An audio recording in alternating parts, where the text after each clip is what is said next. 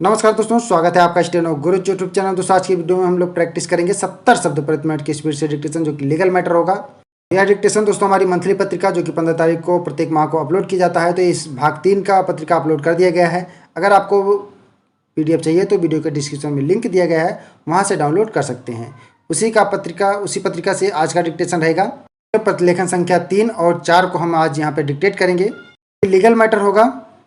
और वीडियो आपको कैसे लगेगा इसका सुझाव हमें कमेंट बॉक्स में ज़रूर दीजिएगा, चाहे अच्छा लगा हो या बुरा लगा हो, जो भी हो, ताकि हम उसमें और कुछ बेहतर कर सकें। अगर PDF डाउनलोड करने में आपको कोई भी असुविधा हो रही है तो आप हमें मेल भी कर सकते हैं। हमारी मेल ID है studyforstenographer@gmail.com। ज़्यादा समय ना लेते हुए चलिए शुरू करते हैं। डिक्टेशन स्टार्ट होगा 5 सेकेंड बाद। Ready, start.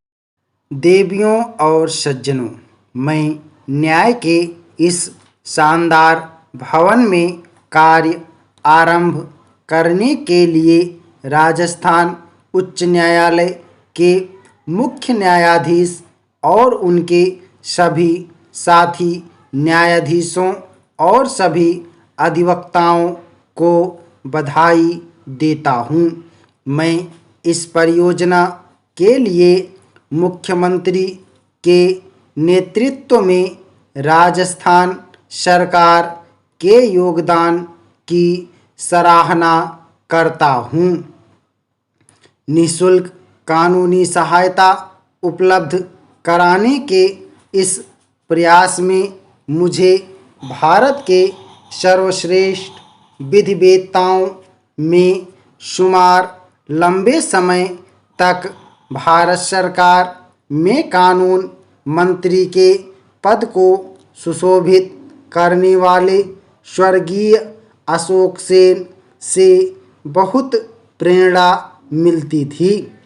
मुझे पूरी उम्मीद है कि वकालत के पेशे में सक्रिय अधिक से अधिक लोग उनके उदाहरण से प्रेरणा प्राप्त करेंगे।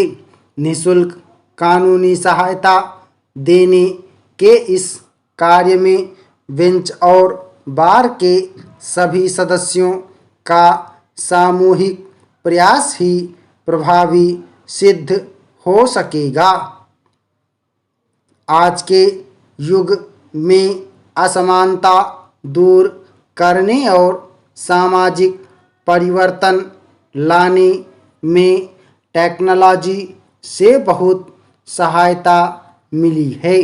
न्याय सुलभ कराने के लिए टेक्नोलॉजी के जरिए न्यायपालिका के पोर्टलों को सामान्य लोगों के लिए उपलब्ध कराया जा सकता है। आम लोगों को न्याय व्यवस्था में पूर्ण रूप से भागीदार बनाने के लिए बार और बेंच की युवा पीढ़ी अनेक नए और रचनात्मक समाधान उपलब्ध करा सकती है। मेरे सुझाव के बाद सुप्रीम कोर्ट ने अपनी वेबसाइट पर 9 भाषाओं में अपने निर्णयों की प्रमाणित प्रतियां उपलब्ध कराना शुरू कर दिया है। कई उच्च न्यायालय भी स्थानीय भाषाओं में अपने निर्णयों का अनुवाद उपलब्ध करा रहे हैं। मुझे आशा है कि इस उच्च न्यायालय द्वारा भी निर्णयों के प्रमाणित अनुवाद स्थानीय भाषा हिंदी में उपलब्ध कराए जाएंगे। न्याय व्यवस्था से जुड़ी मेरी बातें यहाँ के लोगों तक आसानी से पहुँच सके, इसीलिए मैंने यह संबोधन हिंदी में किया है। राजस्थान राज्य की न्यायपालिका के उज्जवल भविष्य के लिए आप सबको मेरी हार्दिक शुभकामनाएं। महात्मा गांधी की 150वीं जयंती को व्यापक स्तर पर मनाने हेतु इस राष्ट्रीय समिति का गठन किया गया था। हम सभी के लिए यह प्रसन्नता का विषय है कि पिछले लगभग 1.5 साल की अवधि के दौरान राष्ट्रीय समिति के मार्गदर्शन में देश विदेश में बापू के विचारों एवं जीवन मूल्यों को जन जन तक पहुँचाने में व्यापक सफलता मिली है। इस सफलता के लिए मैं सभी देशवासियों और महात्मा गांधी के प्रति आस्था रखने वाले विश्व समुदाय के करोड़ों लोगों को बधाई देता हूँ। राष्ट्रपति भवन में आप सभी का स्वागत है। श्री कोस्टा का विशेष स्वागत है, जिनके लिए भारत की हर यात्रा अपने वतन, अपने पूर्वजों की भूमि से जुड़ने का अवसर होती है। राष्ट्रीय मिशन देश में न्यायिक शिक्षा को बढ़ावा देने के लिए न्यायिक अकादमियों के साथ काम कर रहा है। विधायी नीति और न्यायिक पहल का संज्ञावलोकन प्रशिक्षण में शामिल किया गया है, जो विधायी नीति और मामलों के शीघ्र निपटान के विषय से संबंधित न्यायिक पहलों से संबंधित जानकारी है, और यह इस बात को सुनिश्चित करने के उद्देश्य से तैयार किया गया है कि भारतीय न्यायालयों में न्यायाधीशों और न्यायिक अधिकारियों के लिए पाठ्यक्रम के द्वारा आपराधिक और दीवानी मामलों के निपटान में तेजी लाने के लिए उन्हें सक्रिय किया जा सके। एक अन्य क्षेत्र जिस पर राष्ट्रीय मिशन ने अपना अनुसंधान केंद्रित किया है, वह है कि विचारपूर्व सुनवाई और मामले संबंधी सम्मेलन।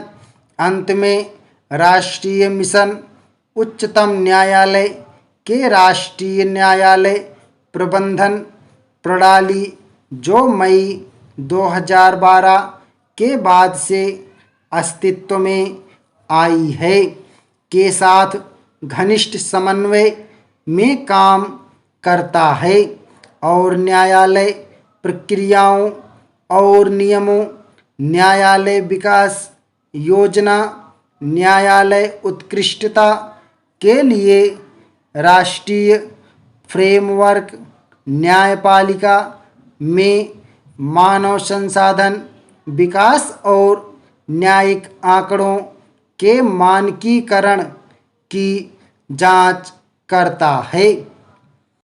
न्यायालयों में लंबित मामलों का बोझ कम करने के लिए वैकल्पिक विवाद समाधान के तरीकों पर जोर देना जरूरी है। इस आशय से सिविल प्रक्रिया संहिता की धारा 89 में मामलों को एडीआर में रेफर करने का प्रावधान है। इसके अलावा उच्च न्यायालय ने भी इस तरह रेफरल की सुविधा के लिए नियम तैयार किए हैं।